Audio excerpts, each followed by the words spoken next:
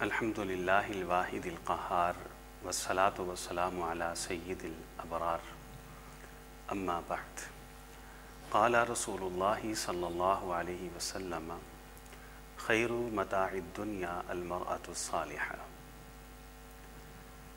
رسول کریم صلی اللہ علیہ وآلہ وسلم کا یہ فرمان ذیشان ہے کہ خیر متاع الدنیا المرأة الصالحہ، اس دنیا کا بہترین متاع وہ نیک بیوی ہے۔ نیک بیوی کس کو کہتے ہیں؟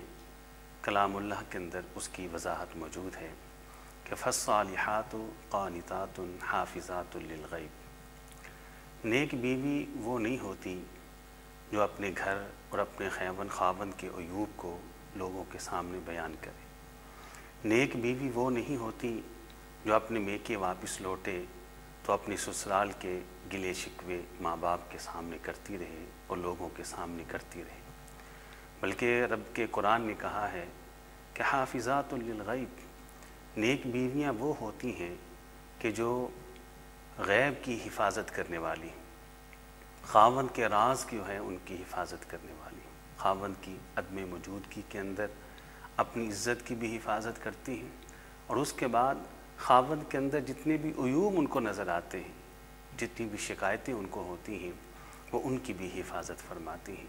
یہ ہے وہ نیک عورتیں جو خیر متاع الدنیا ہیں، اس دنیا کا بہترین متاع اور سامان ہے۔ تو اللہ تعالیٰ سے دعا ہے کہ اللہ تعالیٰ ہماری خواتین کو سمجھ کے عمل کرنے کی توفیق عطا فرمائے۔ وآخر دعوانا الحمدللہ رب العالمین۔